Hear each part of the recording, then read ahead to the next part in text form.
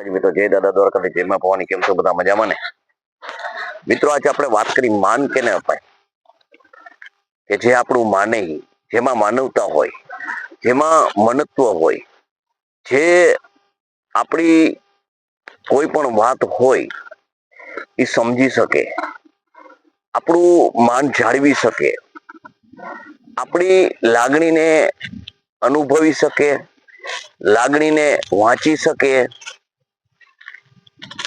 આવું જેનું વ્યક્તિત્વ હોય ને એને માન અપાય. મિત્રો, આપણી ભારતીય સંસ્કૃતિની અંદર આપ સૌ કોઈને માન વાચક શબ્દથી આપણે સંબોધી છીએ, આવો કહી છીએ, આદર સત્કાર કરીએ છીએ.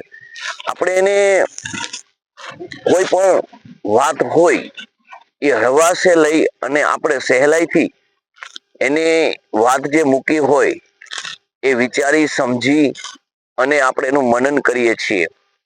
આપણે કોઈ ઉતાવળિયો પગલું આપણે ભરતા નથી, પરંતુ આવી જે વાત કોઈ આપણને કરે અને આપણે એને પ્રત્યુત્તર આપીએ, આપણે એને સમજાવીએ, વાત કરીએ અને એ વાત આપણી સમજે, જાણે, વિચારે અને એને ભલાઈની વાત હોય, એના હિતની વાત હોય, એને સમજવા જેવી વાત હોય તો એ સમજે તો એ વ્યક્તિને માન અપાય, એ વ્યક્તિને આદર સત્કાર કરાય.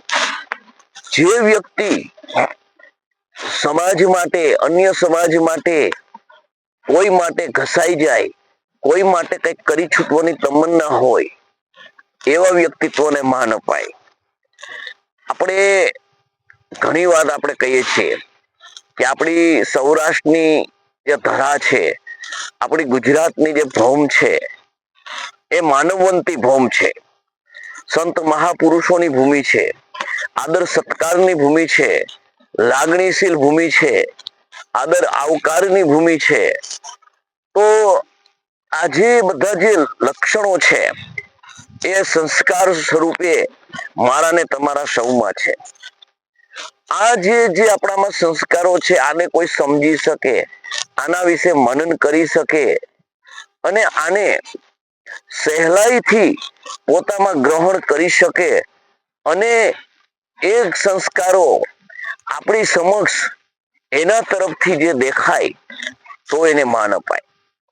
મિત્રો, કોઈ પણ આપણે જોઈએ છીએ કે ગમે ત્યાં તમે જાઓ ને ત્યાં અમુક માણસ વેલકમ હોય, અમુક માણસને આદર આવકાર સામેથી મળતો જ હોય.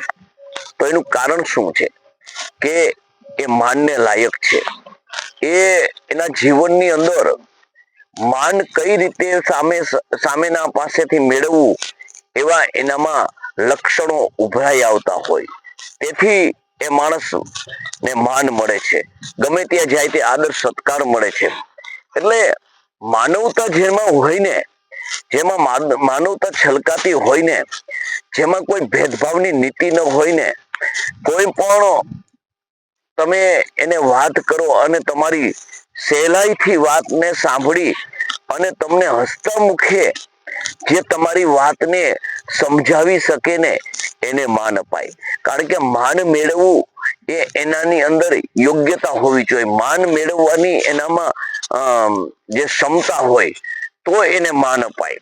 એટલે જીવનની અંદર હર કોઈ માણસને તમે જો માન આપી દો ને તો એ માણસ જો એમાં લાયકાત ન હોય ને તો એ તમારી લાગણી, તમારો ભાવ, પ્રેમ, આદર, સત્કાર કઈ સમજી ન શકે અને પરિણામે તમારું માન છે ને એ તમારી જેની ગરિમા છે ને એ કોઈ દી જળવાય નહીં.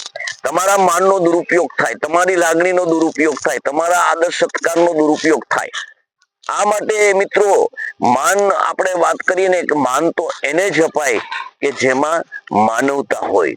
જે માણસ આજે આપણે સમજીએ છીએ કે કોઈ પણ વાતને લઈ અને કઈ પણ વાત સમજાવો અને જો વાદ વિવાદ કરતું હોય, એના લક્ષણ એનો જે જાતીય સ્વભાવ હોય કે કોઈ પણ વાતને ન સાંભળવી, કોઈ પણ ક્ષમતા વાળી વાત કરે અને એના મગજમાં ઉતરતી હોય છતાં એ પોતાના પ્રત્યે પોતાની જે જીવન પ્રમાણે જ એ ઉતારવા માંગતો હોય, તો એના પાસે કોઈ વાત કરવાનો તમને ફાયદો નથી, એની પાસે વાત મૂકવાનો કોઈ ફાયદો નથી અને એને માન આપવાથી કોઈ ફાયદો નથી.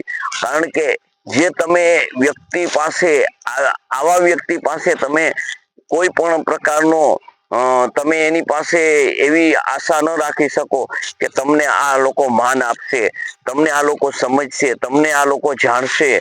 કારણ કે જે આ લોકો જે કરે છે ને, જે આ લોકોની જે વૃત્તિ છે ને, એની વૃત્તિ જ ઈરાદાપૂર્વક જ એવી હોય છે કે માન, સત્કાર, સંબંધ, આ કોઈ વસ્તુ હારે એને લેવા દેવા નથી એવું નહીં, પણ હું જે કરું છું એ પ્રમાણે જ જીવન ચાલે છે. હું જે કરું છું એ જ સત્ય સનાતન છે અને હું જે કરું છું એ જ મારું સાચું, બાકીનાનું કોઈ સાચું નહીં. એટલે એ લોકો તમારી પાસે માનની અપેક્ષા રાખે છે, પરંતુ માન કઈ રીતે મેળવવું એવા લક્ષણો એમાં હોતા નથી. એટલે મિત્રો, માન તો એને જ આપજો કે જેમાં મનતો હોય, જેમાં લાગણી હોય.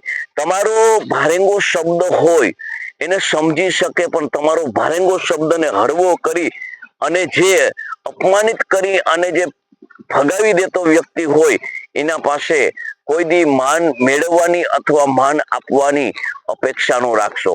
કારણ કે એ માણસનો જાતીય જ સ્વભાવ હોય છે, એ માણસનો જાતીય જ એવું જીવન હોય છે કે જે માણસ કોઈ દિવસ પોતાનો સંબંધ અને પોતે જ સર્વશ્રેષ્ઠ જે સમજતો હોય, એ ન તમને માન આપી શકે કે એનો માનનો અધિકારી ગણાય. એટલે મિત્રો, માન તો એવા વ્યક્તિને જ આપવું જોઈએ આપણે કે જેના જીવનની અંદર સુગંધ હોય, જેના જીવનની અંદર કંઈક ઘસાવાની તમન્ના હોય, કંઈક કરી છૂટવાની તમન્ના હોય, કંઈક તમને એના જીવનથી ફાયદો હોય.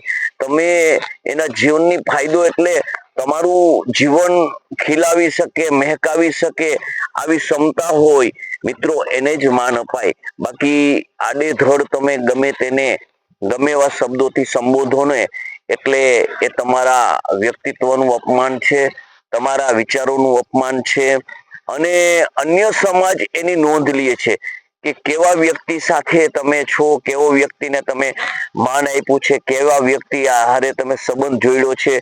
જેના હિસાબે અમુક વ્યક્તિને તમે માન આપો ને, તો ઓટોમેટિક તમારું માન છે ને એ ખલાસ થાય છે, તમારી કીર્તિ ખલાસ થાય છે, તમારા જે ઉજ્જવળ ઇતિહાસની અંદર નો મેલ લાગે છે. માટે એવા વ્યક્તિત્વ સાથે તમે સંબંધ રાખો, એવી વ્યક્તિત્વ સાથે તમે માન આપો કે જે તમારું માન મેળવી અને સમજી શકે અને માન આપી અને તમને પણ એમાંથી કંઈક પ્રેરણા લઈ શકો. તો મિત્રો, મારો વિડીયો તમને કેવો લાગ્યો તો તમે કોમેન્ટ કરી અને મને જણાવજો. તો જય માતાજી, જય દાદા દ્વારકાધીશ, જય માં ભવાની.